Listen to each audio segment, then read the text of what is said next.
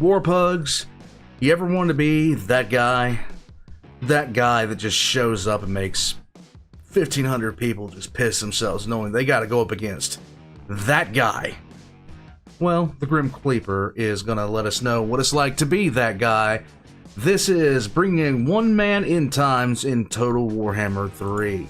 This, I had it up who requested this, and let me bring it back up again because for some reason I'm an idiot who can't sit there and keep things centralized because I have no common sense. This was requested by Greenie363, and to be quite honest with you, I love any time I see the Grim Kleaper because my god, the man puts together some fun stuff. We're gonna get into this. There may be some starting and stopping for some reason. My card decided it was gonna do a backflip, and I had to order a new one. And the day after that happened, my premium went down, so I gotta wait for the new card to come in before I can get that put together. But needs must as the devil drives. Let's get it going. Let's get it going, War Pugs. All links are gonna be in the description down below. Check out the Grim Kleaper. Definitely subscribe to him, subscribe to me. Let's get rolling. This video is sponsored by War Thunder. Oh. Nature is a beautiful thing. Kinda. That's better. That we're gonna burn down. You're welcome. Yay! Welcome to Total Warhammer 3, where today we're going to be destroying the entire planet, burning down every single city, and ending every faction in the game, with none other Reject modernality, return to monkey. than the Warriors of Chaos and Archaon, the Never Chosen. Yes. In a world with near omnipotent celestial dragons, mountain-sized lizards, and untold undead legions, Archaon took one look at the internet and decided, yep, let's burn it all down. All Good across idea. The map are He wound up in Rule 34. 8 Warriors of Chaos factions: Archaon, Kolek, Sigbold, Azazel, Festus, Valkia, Village, and Be'lakor. While we're starting as Archaon, all the other factions can be confederated, but not peacefully. By destroying every single settlement of a fellow Warriors of Chaos faction, they'll join us, willingly, granting us the respective legendary lore. And our goal is to forcibly confederate all of them, then destroy every single city, province, and faction in the entire game. So this is gonna take a while. first, the rules. First, I must destroy every faction on the map. And by the end of the game, turn every single settlement into ruins. Yay! Second, I cannot use any kind of diplomacy. Every minute spent negotiating is a minute I could have spent burning down someone's house. And lastly, you already know where this is going. War Thunder is the sponsor of this video. I have a dream that one day every man, woman, and child of this planet will own an M1 Abrams for self-defense. Go on to I like where he's going with this. Grim Kleaper for president. Let's go. The days of taxation without representation when you play War Thunder. With over 2,500 methods of self-defense ranging from 10 different major nations, protect your right to bear arms from the early 1920s to the main instruments of liberation today. Immerse yourself in fighting for what's right. With realistic graphics, sound effects, and vehicles that really make you feel like you're on trial in The Hague. With over 70 million expendable, valuable, and irreplaceable human beings, engage in incredible PvP, rich in military history. With in-depth customization, pilot the drag queen jet of your dreams, or gain the tactical edge by making your opponents play with one hand. The game is free on PC, PlayStation, and Xbox. Plus, by using the link in the description, new and returning players who haven't played in over 6 months get a free bonus pack in the name of freedom. With an exclusive vehicle decorator, massive amounts of dosh, and 7 days of premium access. But act now before my team and I break down your door. Now, what does this timer mean? Wait. I don't know. Now, back to the video. It is time! I play War Thunder. I try to play War Thunder. I fail at playing War Thunder. I usually suck at it, but if you want to play a game where several people have been arrested for turning over documents to the game, classified documents, yeah, War Thunder is the game for you, because apparently winning a fight online is so important you're willing to spend time in Leavenworth over it for some reason. I don't know why that is. Let's go. We march south. Let the quivering fools know we come to tear down their nation, slay their kings, and ravage their mortal remains. Yep, pretty much. Okay. Welcome to the Chaos Wastes. a glorious paradise that promises equality for all. Equality in wealth, equality in housing, and equality in life. Now, at Yay. the beginning of the game, Archaon is aggressively average. But by the end of the game, we will make him single-handedly destroy entire armies. Our first enemy is a Slaaneshi demon faction, most well known for making straight people very confused. Luckily, we have their counter, whatever these things are. Because our faction is Chaos Undivided, we can gain access to every Chaos God unit. So our starting army has Nurgle Chaos Spawns, Slaaneshi Hellstriders, Tzeentch Chaos Knights, and Khornate Berserkers. I don't want to be horny anymore. I want to be happy. By fighting, all units gain veterancy and experience, but Chaos units specifically use this differently. By gaining levels, they can be promoted into more advanced units. So basic Marauders turn into Chaos Warriors into Chosen or Knights, and in typical Chaos faction, everyone can become Chaos Spawn. The difficulty is getting basic Marauders leveled up, because believe it or not, they do suck ass. I mean, that guy's wearing his armor backwards, that guy couldn't even afford a second spike, and that one's just facing the wrong way. To be quite honest with you, I like this mechanic because in the original one, the one that I had in Warhammer 2, I guess, you just flat out bought Chosen. I like this mechanic a little bit better where veterancy actually gets you improvements versus just recruiting them flat out. But yes, getting them out of this stage is going to suck. So bad, we straight up get abilities to kill them faster, which I did by auto-resolving the first siege. In taking the settlement, we're granted a few options. Raising gives experience, sacking gives money, but for this settlement specifically, we can make an actual city. This is because here is a dark fortress, one of several unique locations where we can build massive cities. Most are in the Chaos Wastes, with a few others being in specific locations further south. You might also have noticed that I just vassalized a faction. But wait, you might say, I thought you couldn't have any allies. Correct! For any vassals we gain, I will immediately sever all relations and declare war. And for whatever reason, it's not viewed as untrustworthy. Hey, I may be a genocidal warlord, but at least I'm honest about it. There you go. To improve our army, I recruited the Swords of Chaos, a unique group of elite Chaos Knights, as well as recruited more Marauders. Chaos armies recruit instantly, having a limited pool of units that refreshes over time. The thing is, this pool varies on the area. Normal terrains just have Marauders, mountainous provinces might have Dragon Ogres, and areas with high corruption of any specific Chaos God will have units of their faction. Although getting I appreciate the StarCraft music in the background. Continue, good sir. rid of corruption is easy. Just burn down the whole province. Yay! Chaos campaigns are pretty much a poverty palooza because I'm going to be burning down a lot of cities for no other reason than the vibes were off. Minor cities barely have any value to us because we can't really build anything there. Nearly 100% of our infrastructure will be in dark fortresses. After chasing the Slaaneshi faction to their last city, they seduce one of my units to their side. Don't care. Remember, there is absolutely no diplomacy besides war, so all peace offers are immediately rejected, and wars are permanent until I destroy the entire faction and world. Afterward, our former vassal brought 2 armies to attack us in march stance. An entire army of worthless marauders versus one group of Khornate berserkers was not close, and anything we lose can instantly be replaced with our own worthless marauders, which I used to negotiate an end to the war, only to have another war declared by the resident Russian ice cream man Boris, who marched straight up to our capital city with no units nearby. Luckily, because I'm Chaos, I just pumped out an entire army in one turn. I also activated our first Gifts of Chaos, another special mechanic which uses our secondary currency souls. Here we can choose gifts from each Chaos God, giving faction-wide bonuses at the cost of souls per turn. And the way to get souls, you could probably imagine. Right now, we can only access the How do you think we get souls, Jimmy?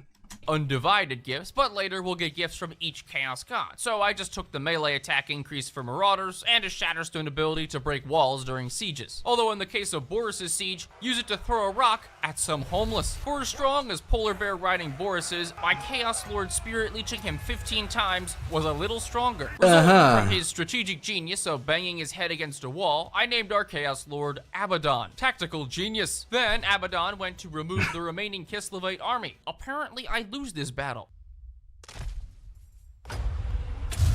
Unfortunately, we do have a problem with this new army, because whatever it is we're paying them with, we're out of it.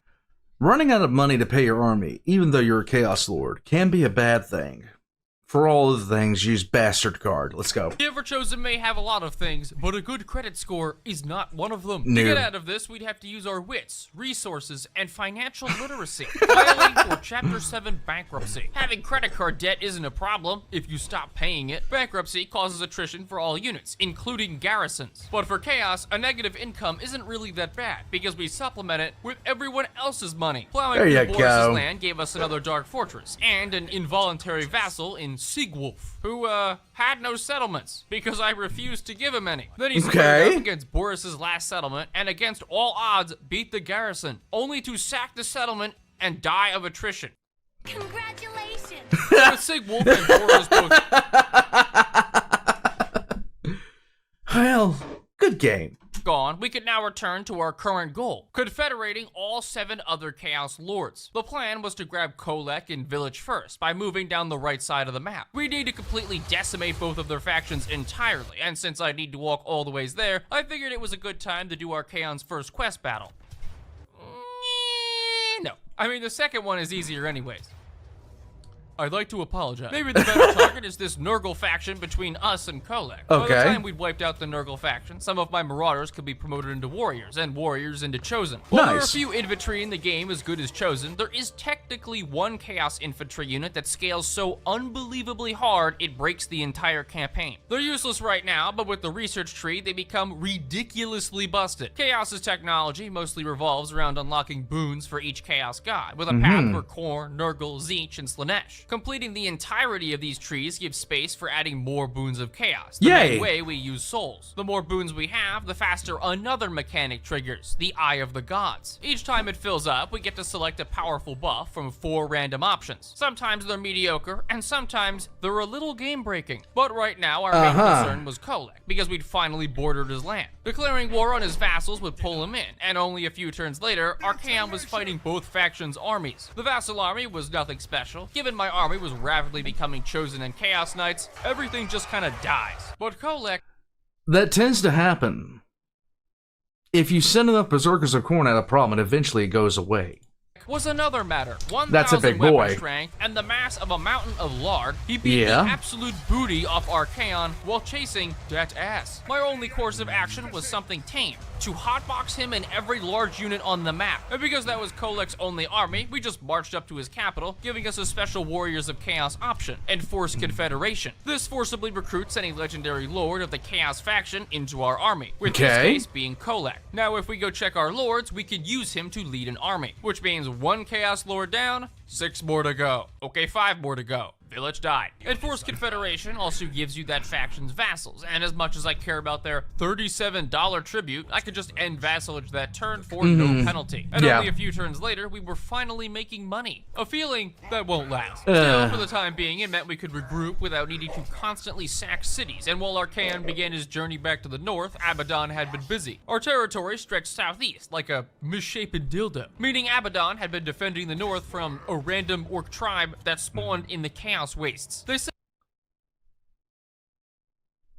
Strangely enough, I can see it happening, and I can see it being an issue. sacked a city, leaving behind a pile of poo. Then the following turn sacked it again, leaving behind an even bigger pile of feces. But it's okay, because I deconstructed it for money. To whoever does our construction work, I am so sorry. We also had a Chaos Rebellion, angry about all kinds of important political issues, like literally everything. The Skaven below us had also declared war, and I defended that by letting my outer cities get sacked and not giving a crap. Don't worry, nobody rich lived there anyways. All our actually important stuff is in Dark Fortresses. Besides, Abaddon was too busy raiding the Chaos Demons to our left to narrowly avoid bankruptcy. Again. This gave it into a false sense of security. He's standing right behind me, isn't he?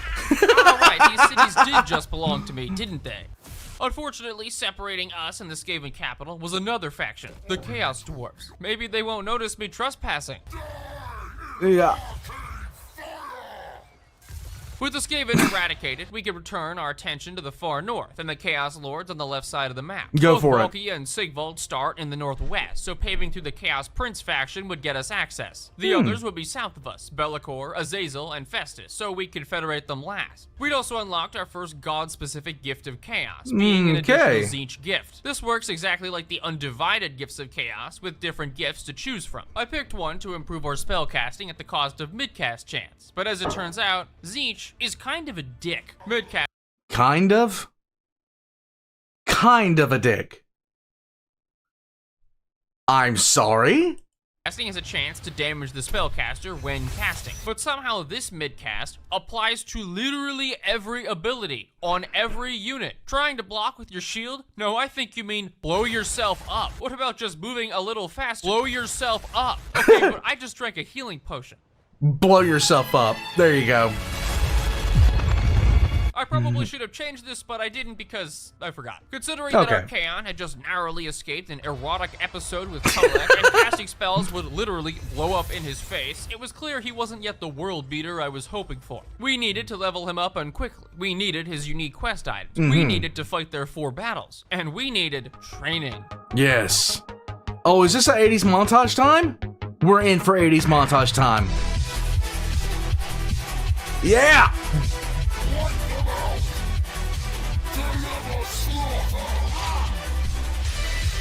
There we go.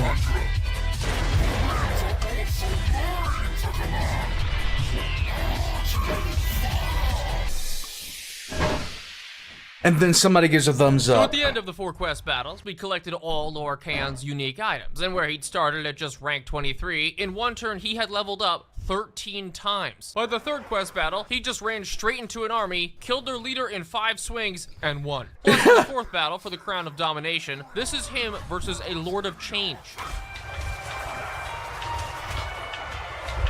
And that's not even mentioning his other ability. You think I am not versed in the arcane? We'd gotten so much XP, the entire army was pretty much just chosen, and one of my Chaos Swords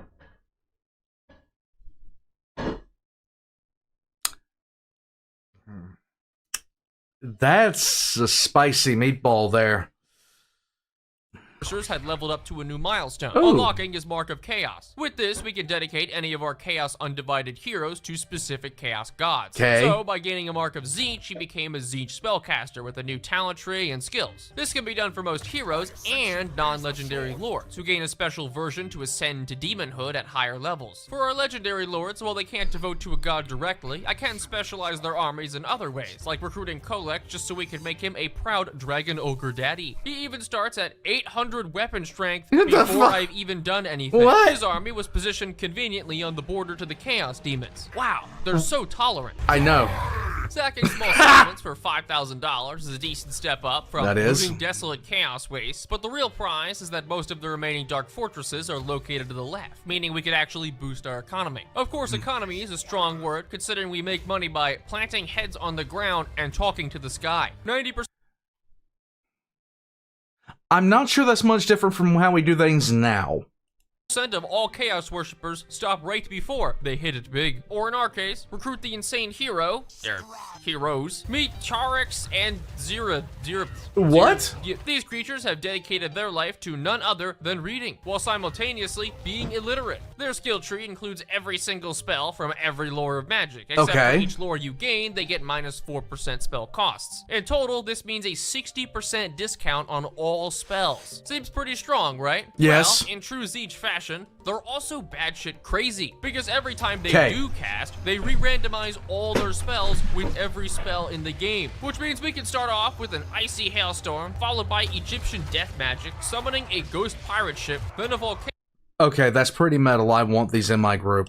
and topping it off by spawning rats with chlamydia. Oddly specific for a spell, but Very. then again, I also summoned crabs. And conveniently, Sigvald, chosen of Rats with chlamydia and crabs. There you go. You have a honey baked ham Christmas. Slaanesh, well-known boy toy, and the next skull, we're going to cave in. With both him and Volkia directly to our left, it made sense to continue ever-bossing through the Chaos Demons. By researching our first gift of corn, we could adopt a boon to increase sacking income, gaining thousands per looted settlement. And There you spoiler, go. we're looting everything. The Chaos Guides tell me a lot of things, like the location of your safe, and why I should throw it in the ocean. Even Yes. with the Demon Prince himself showing up, armed with an army looking like leprechaun vomit, he died pretty easily. Then on the diplomacy screen, hey, you okay there, champ? My goal was to lure Sigvald to the last demon settlement, while we caught him distracted, spreading Tzeentch corruption. Sure, he's got 3 vassals, but that's just 3 times the money. Archaon's army was fighting both Sigvald's and another random stack, with Sigvald's stats being pretty good, but not good enough. We'd also promoted a Tzeentch sorcerer hero, and while you might know magic carpets, what about magic Roombas that can even summon giant eyes from other realms to aggressively stare at people until they die? Ironically,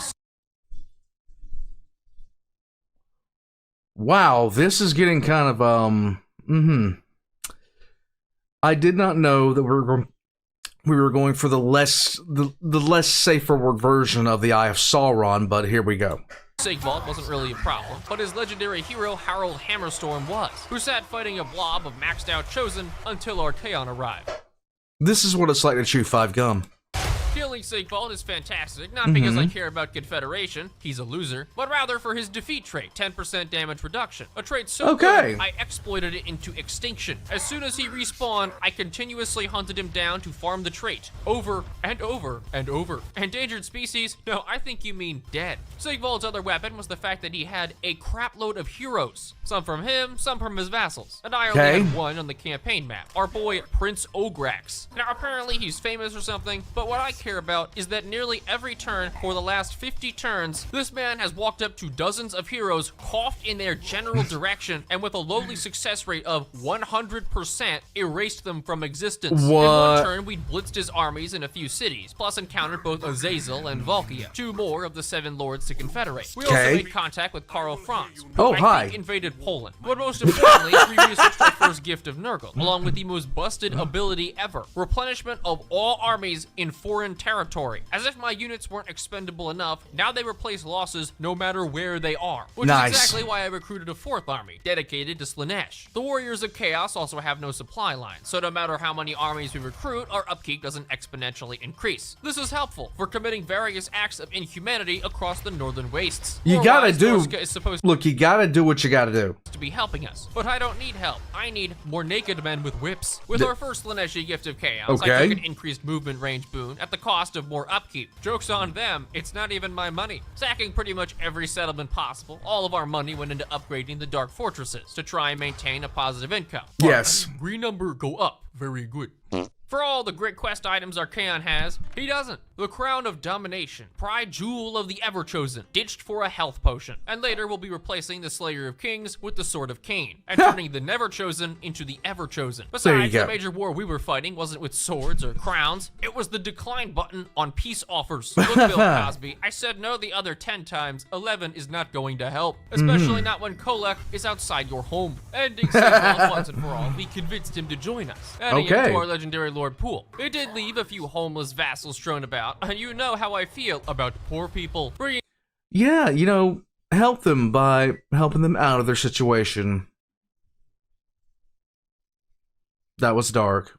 Sigvald into the fold, I recruited him for a 5th army of whip-wielding warriors. Remember, it's not gay if only men are involved, like this guy, who joined our faction at an unfairly high level. One of the buffs for the Eye of the Gods increases recruit rank by 10. That means I can just spam out high-level sorcerers, exalted heroes, and lords every time we get it. As for our legendary lords, Archaon was already at max level, but his build of items wasn't complete, missing only the Sword of Cain from the elves. Halting our progress was a great cataclysm spell, unleashed by only the most powerful mages, and causing $9 of damage. Fortunately, with Volkia to our left, your lifeless corpse shall be dedicated to the blood god.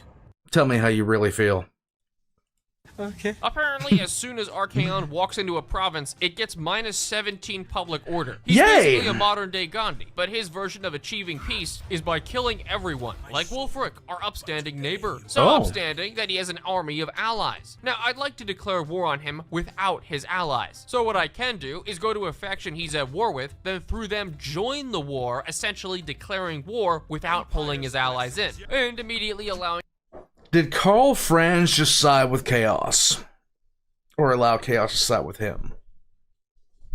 This is an issue that he'll pay for later.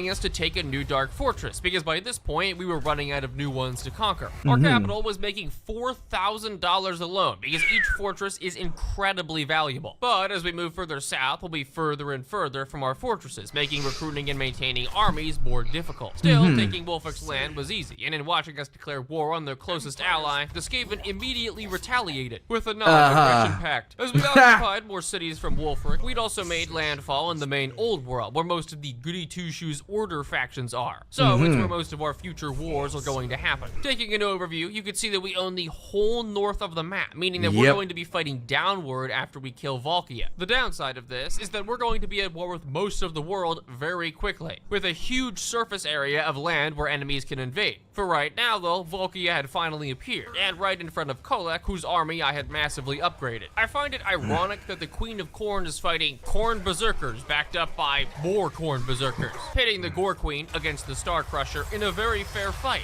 where I completely cheated. Hey, I don't write the rules, I still can't. Remember these guys? Turns out I didn't even need the Berserkers, or Kolek to be honest. 4 dozen spells cast at random enemies with random effects destroyed the... Really?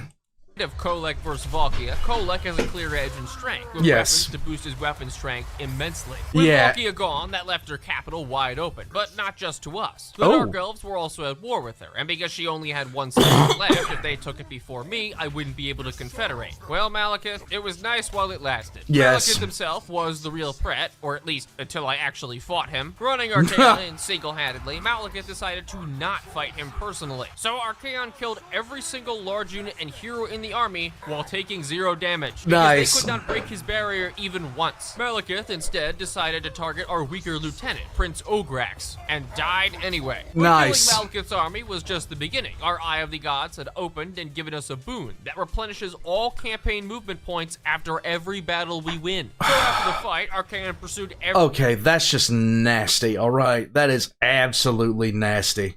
Every retreating army because it refilled our movement every single time. It also somehow broke Sigvald more than he already was, because now he moves further in default stance than in march stance. With Valkia's forced confederation, that left only Be'lakor, Azazel, and Festus. The first order of business was to recruit Valkia's army. Apparently she gains movement when enemy armies retreat, so running away means a trip to Soundtown. Plus, when people cast around her, they blow up. Perfect, I really needed more of that. So while Archaon erased the Dark Elves from Nagaron, let's turn back to the right side of the map. Norsco was essentially ours, but both Azazel and Throt were still problems with no answer. I declared war on them, hoping my new armies could finish the job, while our main lord there, Abaddon, had reached level 30, allowing him to...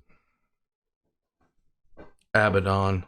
Why did he even make that? That just hurts my soul in so many different ways. ascend as our first demon prince. This acts a step above dedicating to a god, allowing generic lords to become super powered He's still demons. dumb, okay. Besides the North having the coherence of a US senator, the South was equally as bad. I'd finally declared war on the Empire, pitting us against an increasingly high number of factions, and it's only gonna get worse. Remember, we still have the entire rest of the world to take. My infrastructure was also reaching capacity. With 100k to spend, I could not physically use all my money. And now that we'd entered the old world, we'd have to deal with the real warmonger of Total Warhammer.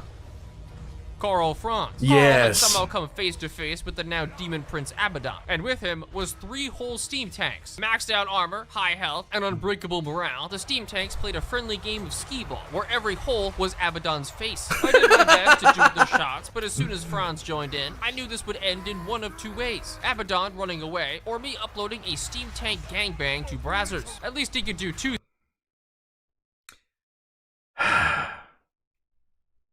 It's still Abaddon, no matter... You curse this army, man. You curse this army to failure. things right, fireballing some Craigslist captain to death, and There you hitting go. the gym, the American one. Yeah. Saving us again was our chosen with great weapons, hacking down Carl and breaking the tanks before the guard. On the other side of the world, our Kaon was having similar success. His army could raid for $1,400, which is more than what the Good settlement God. is actually producing. He's not really raiding, he's just subsidizing the local farms with Okay. fertilizer. By this point, I had nearly a dozen armies, ranging from STD spreaders to STD receivers. Our Kaon sacked the Dark Elf capital, sacked a different neighboring city, then came back and sacked the capital again. Now, of all the Like, playing the Dark Elves in Warhammer 2 was bad person simulator. Because you literally, your economy was entirely bound to how many slaves that you had. And, oh my god, could you make a good economy? Yeah, that was a twisted game. threats we have, which is the worst? Malekith, Marathi, Azazel, or Karl Franz? Karl well, Franz. it's actually Franz. See, Oh. Sigvald was out minding his own business, raising some cities, sacking some settlements, Yeah. typical stuff. Then Typical. this happened. That is an entire army of Hellpit abominations and doom wheels. He has 2 cities. Of course, in being surrounded by giant tentacled beasts, Sigvald was right at home. Slaneshi units only really have one benefit. They just don't die. For these guys, getting hit by a train is a pretty average Tuesday. Slowly, over the course of 10 minutes, Sigvald grinded down each Hellpit abomination, Skaven hero, and Throt himself while regenerating to full health. Even after winning the battle, we still had 4 Azazel 20 stacks to deal with. So Abaddon killed all 4 himself, then confederated Azazel. As for his vassal, There you go. To be honest, I'd rather be raiding. there's a reason you need level 30 to become a demon prince. Right. It is insanely strong. Ascending cuts your level in half, so you need to work all the ways back up to max. But where Abaddon is a Chaos Undivided prince, you can get others. For example, turning the Slaneshi sexy man into sexier man. A no-name Zinch No. Just no. Say no to Slanesh. Lord into a no-name Zinch demon, and our famous Reddit man into Reddit mod. Even our non-demon prince lords are insanely powerful, with Kolek having taken the entire left side of the map on his own. Though I think my favorite part of being Chaos is ignoring what the game tells me. Trespassing will have diplomatic repercussions. Who cares? Despite owning the entire top of the map, our strength rank was only 2. Cathay was rank 1, the Skaven in the course. south is rank 3, and Marathi is rank 4. Of course, that doesn't include the Marathi? real number 1. The Wood Elves. Not because they're strong, but because every Wood Elf faction is allied to every other Wood Elf faction. Plus, the Skaven we were fighting in the north kept ambushing my armies. Except armies means literally just Sigvald, and ambush means getting trashed by him. Watching him get ambushed by 4 armies at once and not taking a single point of damage. In the meantime, our other enemies had different plans. Archaon's getaway cruise also gave way to an important event. The Which Sword of was that Pain be? being claimed by this loser nobody. Fortunately, the game tells me exactly where he is. And now this was it, the moment we've been waiting for. A legendary duel to the... You know, it turns out we didn't really need the sword, or the other 19 units in the army. By defeating the holder, we get to take control of the sword itself, bestowing Yes. massive stat bonuses to an already juiced Archaon. I tested the sword against King Lewin of Bretonnia, where it could summon massive vortexes and protect the wielder from most damage. Once again, Archaon took effectively no damage through his barrier, but invincible And he destroyed the French, which is always a good thing. or not, he's also on the far left side of the map. And on the far right side was Cathay demanding payment. $5,000? What do you want? For me to starve? That puts us at war strength rank number 1, along with declaring war on Marathi. No. Okay. And in Okay. addition, a whole lot of stuff that I am just going to speed through. Killing Throt, killing Kislev, killing Durthu, owning an insane amount of cities, crapping on Marathi again, raking in that sweet raiding income, and to top it all off, confederating Festus. There you go. To strike you down. Here's a maggot. No, stop Killing the it. Changeling, killing Throt, attacking Clan Pestilence, collecting every Chaos boon, make sword get bigger, watch Karl Franz be alive, then walk into 4 stacks of Chosen, checking my diplomacy, then realizing I don't know who's gonna declare war on me because it goes off the screen, so I declared war on everyone. There Then you go. lastly fought our final Chaos Lord, Bellicor, in a battle I would detail greatly if it didn't last 2 minutes. So at the end of everything, Oh, what's wow. the actual result? On the left side of the map, I owned everything before Lustria, where the Skaven had taken over. And in the center, I controlled the Empire's former land. But most importantly, we confederated all of the Chaos Undivided Lords under one faction. There you bringing go. us to the next challenge, the endgame crises. Everything is fine, yes. We must go and destroy Cathay now.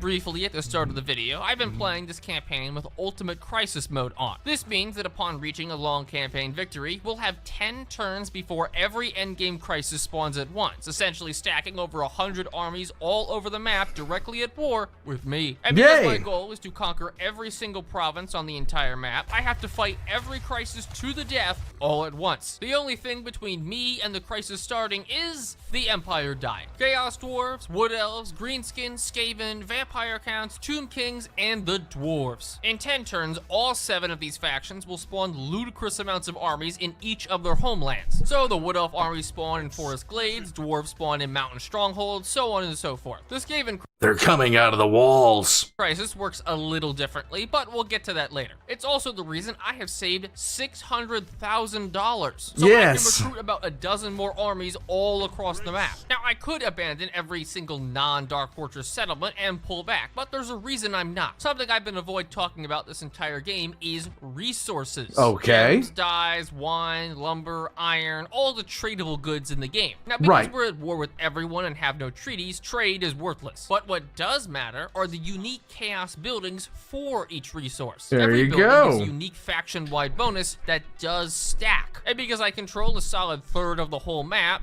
well, furs give plus 10 Marauder armor. I have many furs, so my Marauders have 600% more armor. Wine gives them plus 5 melee attack. So lo and behold, with all my wine, 300% stat increase. So they're rocking. They just start throwing on wolf pelts and then get wasted and go into fight. Sounds legit. Even gives minus 5% building cost, so my buildings are essentially free. For that reason, ideally, I'll be defending most of my land. Still, I had to pull back a bit to natural choke points, like the 2 gate fortresses that lead into the Empire's land. Archaon, Valkia, and Festus were positioned in front of 3 of the Wood Elf spawn locations. Azazel defended a far north dwarf spawn location. Several armies sat in front of a Skaven spawn point. Some defended the far right side from Cathay, and Kolek stood on a bridge, ready to fight a whole continent. I passed the final turn before the crisis, and all hell broke loose.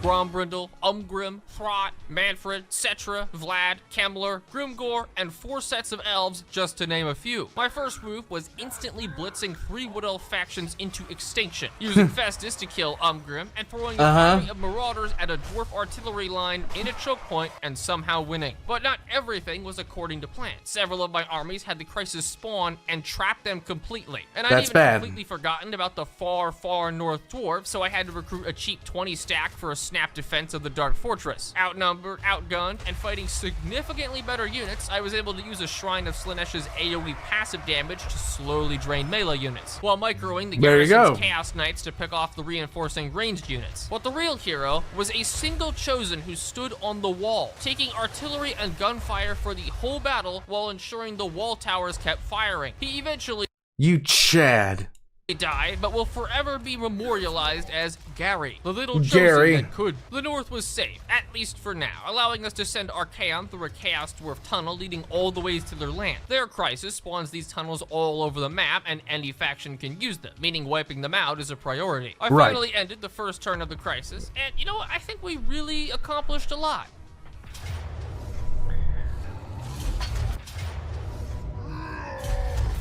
This is all the first turn, by the way. I'm barely editing this, just so you can experience what I'm experiencing. You know, I actually had to cut out a few in the interest of time. It's still going.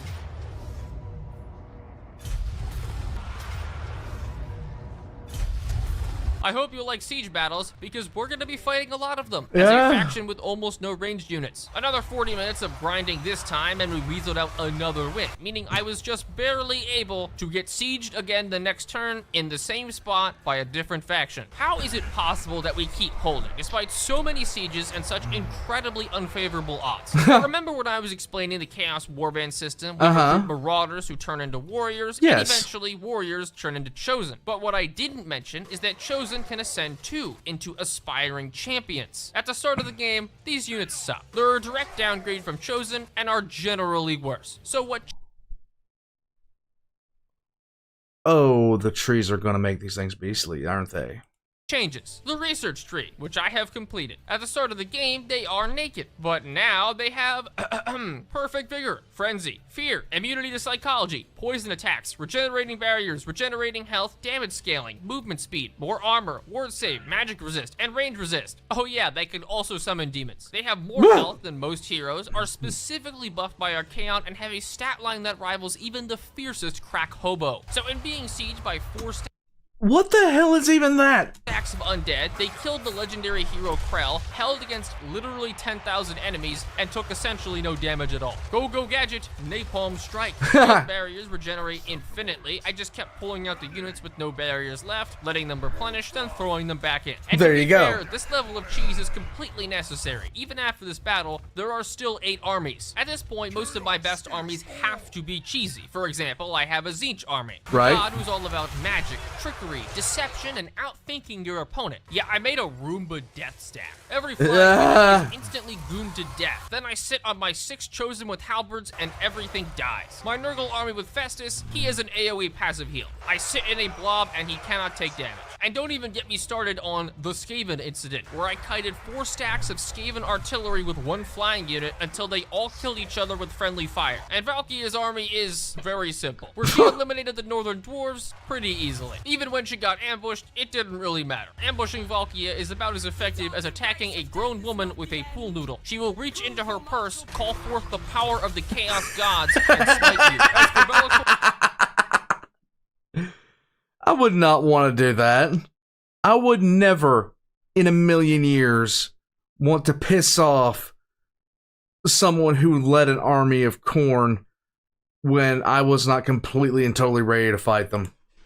you know, I'm not really sure what he was doing. Despite even these disgustingly powerful armies, I still had to abandon the mountain pass because there was too many enemies. But my real problem was the Skaven. And Yes. you see, the Skaven crisis functions very differently because it doesn't exist. Instead of a full-blown invasion, undercities will begin to spawn. These act as staging grounds for the Skaven invasion and force me to run around trying to find all of them. I also can't just Gotta check for catch Skaven 'em corruption all. map wide since it always gets masked by chaos corruption in my territory. There I you know go. where the main Skaven army will spawn right here at Hell Pit, just not where the exact location of the other ones. So what would a well-adjusted, sane individual do to combat this? Hey, other rat And then what would you do?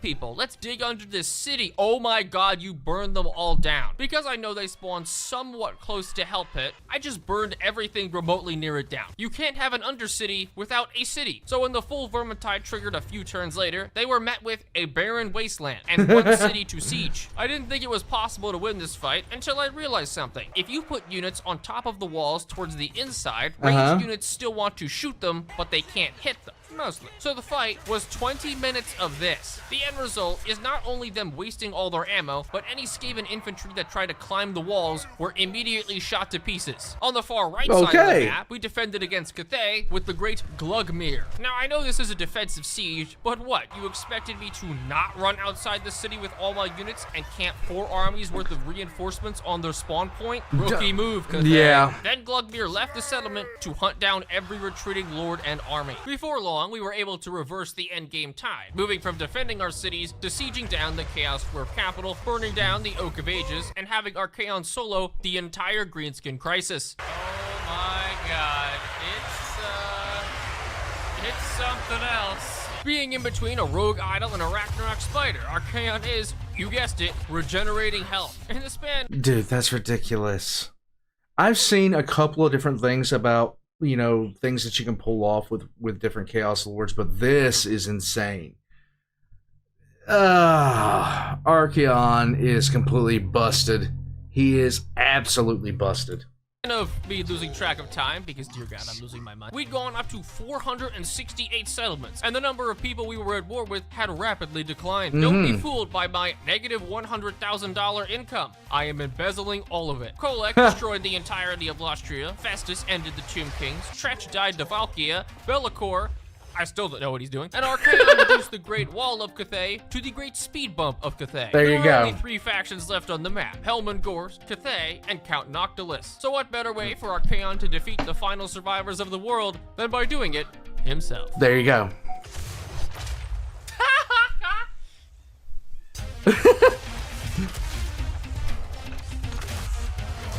Yeah, just hack it. Oof.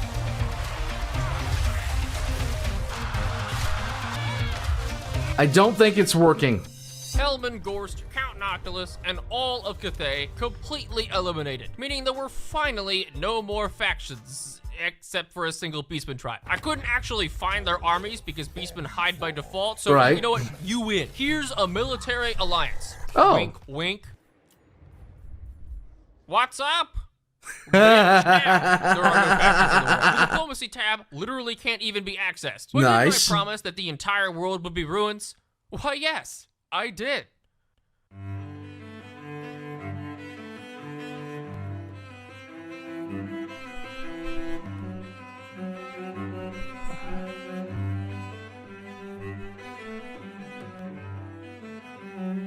Oh my God, my guy.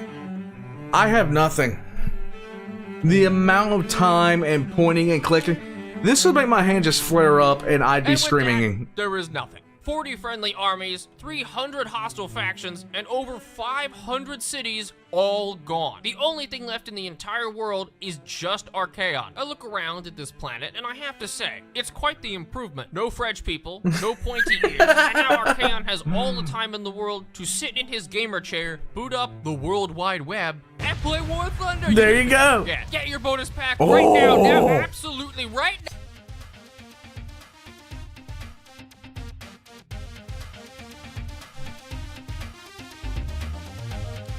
He's alone.